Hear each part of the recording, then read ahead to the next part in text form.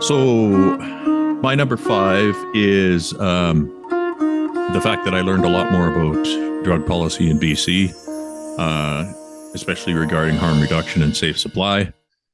That's from, I would say, the Corey Ranger episode. Learned quite a bit there. Garth Mullins was, there was a lot there.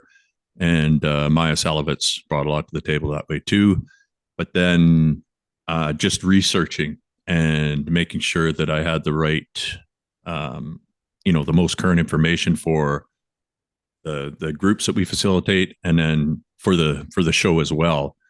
And I mean, it's not exciting stuff. It's these are like they're guidelines and policies that are very scant on substance, and mostly they're just combinations of words to attempt to make it look like somebody's doing something when nothing's getting done. But at any rate, I think it's good to be, if we're going to be in this position and I'm going to talk about this type of material, I think we should know what's going on to the best of our ability, at least in our own backyard. And so that would be my number five, and mostly due to guests. Yeah, but I got to give you credit for that too, Nathan. I mean, we learned a lot from experts on here, but in terms of your willingness to dig into that stuff, to dig into policy and dig into like pretty fine print stuff, your ability to do that is certainly stronger than mine. And I learned a lot from you in that process of looking at those things. And I think you have to. We had to kind of look at the system, not under the like most powerful microscope, but we had to dig into it a bit and deepen our understanding of policy in British Columbia and in Canada. And I think we did that. Mm-hmm. So kudos to you for kind of leading the charge on that. Well, thanks. Yeah, I don't know. I might have wasted a few hours of my life, but I did get a letter out of it, right? And I guess we haven't mentioned that before, but tell us. Probably a month ago now, was it? Maybe more, a little over a month ago, I sent a proposal to Sheila Malcolmson, Adrian Dix, and Joe Horgan, or John Horgan, sorry, of the NDP party. And we know how these things work as far as they all have gatekeepers, and whether or not my email ever reached them, I don't know. But basically, I proposed that, or offered, I guess, my services as a pharmacist and as somebody who's opened independent pharmacies.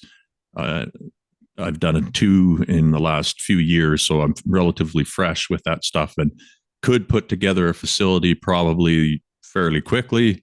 I'm sure there's other people who could do that too.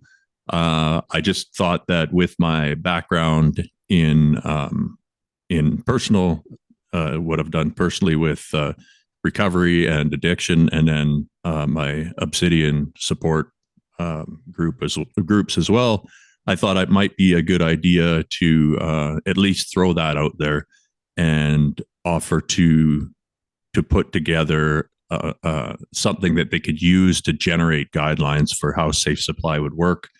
And I knew that was going to be obviously a long shot Hail Mary, but I was curious just to see if I'd get a response. And to date, I have not received a response. And there are ways that I could push that letter. I do have some people that are close to the Minister of Health, and I could probably get that placed directly on their desk. But I think I'm just going to give it some more time and see, if anything comes of that, and then I'll just follow up, and I'll continue to do so every once in a while to see if I even receive a response.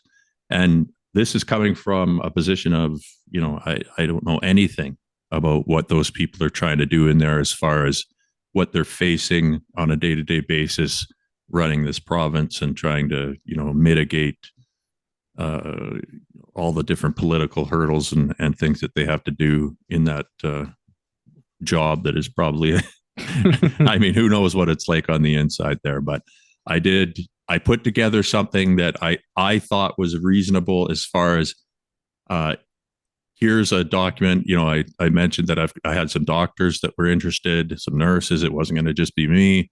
We had enough of a team set up that we could do it. And the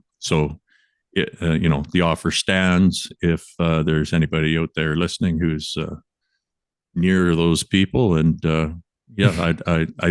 somebody's got to do it, right? Yeah. And there's probably lots of opportunities for somebody to step up and get that going in a meaningful way. And it's not like we're not doing harm reduction stuff. We definitely are. It's just I think we really need to expand, I guess we'll say, what they're calling safe supply right now, or safer supply. Yeah, of course. So that was my number 5, and not the most interesting, but necessary. If you're going to talk about this, yeah, exactly. Yeah. So.